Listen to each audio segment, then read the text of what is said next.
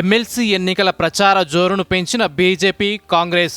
నిజామాబాద్, మంచిర్యాల, కరీంనగర్లో సీఎం రేవంత్ రెడ్డి ప్రచారం. 3 స్థానాల్లో గెలుపుపై బీజేపీ నేతల ధీమా.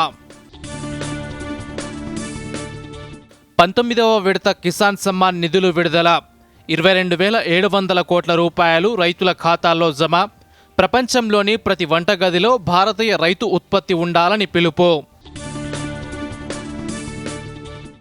ఎస్ఎల్బీసీ టన్నెల్లో చిక్కుకున్న వారి జాడ కోసం రంగంలోకి ర్యాట్ మైనింగ్ టీం. ప్రమాదాన్ని రాజకీయం చేయడం తగదంటూ అధికార, ప్రతిపక్షాల పరస్పర విమర్శలు. బాధిత కుటుంబాలను రాష్ట్ర ప్రభుత్వం ఆదుకుంటుందని మంత్రి కోమటిరెడ్డి భరోసా. ఎమ్మెల్యే కోట ఎమ్మెల్సీ ఎన్నికల షెడ్యూల్ విడుదల. మార్చి 10న నామినేషన్లు, మార్చి 20న పోలింగ్, అదే రోజున కౌంటింగ్.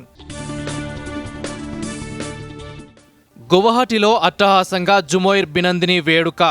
సంప్రదాయ జుమోయిర్ నృత్యంతో అలరించిన 9,000 మంది కళాకారులు.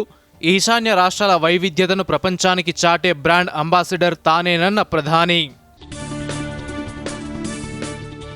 శివరాత్రి వేడుకలకు ముస్తాబవుతున్న శైవ క్షేత్రాలు. రాష్ట్ర వ్యాప్తంగా ప్రత్యేక బస్సులను నడుపుతున్న టీజీఎస్ ఆర్టీసీ.